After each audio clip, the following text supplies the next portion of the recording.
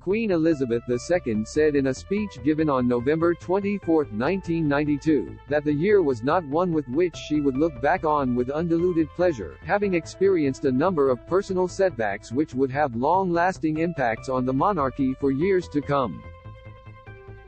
One of the principal events that took place this year alongside the official separation of Prince Charles and Princess Diana, was the devastating fire that destroyed large parts of the monarch's beloved home, Windsor Castle. The fire and its aftermath were recreated by Netflix for the 5th season of their hit drama chronicling the life and reign of the Queen, The Crown. But how did the fire really start and how did it affect the royals in real life? Newsweek has the answers. When and where did the Windsor Castle fire start?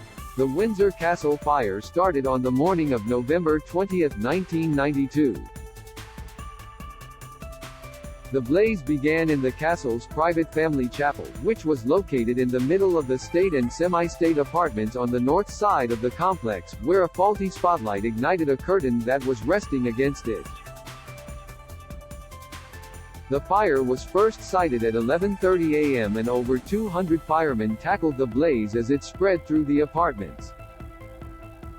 Many of the royal collection's most valuable objects which normally populated the rooms had been removed due to rewiring works in places. However, a salvage operation was staged which saw paintings, porcelain and furniture evacuated by staff from the building and placed in the main quadrangle.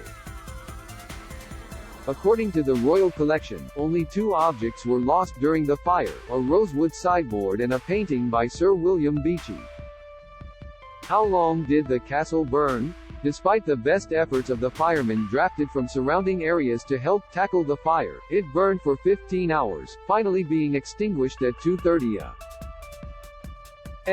On November 21. Once the blaze was out, the fire service assessed the damage and reported that 115 rooms, including 9 staterooms in the northeastern wing of the castle, had been destroyed, counting the ceremonial St. George Hall and its expansive roof void among them.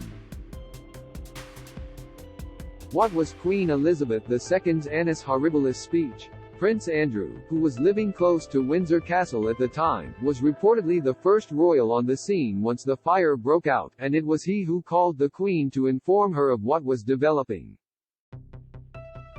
The Queen spent each weekend at the castle, leaving Buckingham Palace on a Friday afternoon and returning on Monday. She arrived at the castle as the flames still raged and watched the rescue efforts take place. Just 4 days later, she gave a speech at London's Guildhall to mark the 40th anniversary of her reign. Her voice was broken, which reports suggested was an after-effect of smoke inhalation during the fire. 1992 is not a year on which I shall look back with undiluted pleasure. In the words of one of my more sympathetic correspondents, it has turned out to be an annus horribilis, she said. I suspect that I am not alone in thinking it so. Indeed, I suspect that there are very few people or institutions unaffected by these last months of worldwide turmoil and uncertainty. This generosity and wholehearted kindness of the corporation of the city to Prince Philip and me would be welcome at any time, but at this particular moment, in the aftermath of Friday's tragic fire at Windsor, it is especially so. Who paid for the castle's restoration and how long did it take? Apart from the damage created by the fire at Windsor, it was the million tons of water used to extinguish it that caused the most problems for the royal family and the castle. A restoration committee was formed and headed by Prince Philip, who considered proposals to restore the rooms destroyed to the way they looked before the fire or to create the spaces anew. A mixture of the two was approved, with the staterooms restored to their Georgian splendor, and the family chapel, where the fire started, redone in a modern design. As the castle is owned by the government and not the royal family, it was suggested by some politicians that the restoration would be paid from public funds. This caused backlash as the country faced a period of economic hardship. In the end, 70% of the funds for the restoration were raised privately, in part by the Queen opening Buckingham Palace to paying visitors.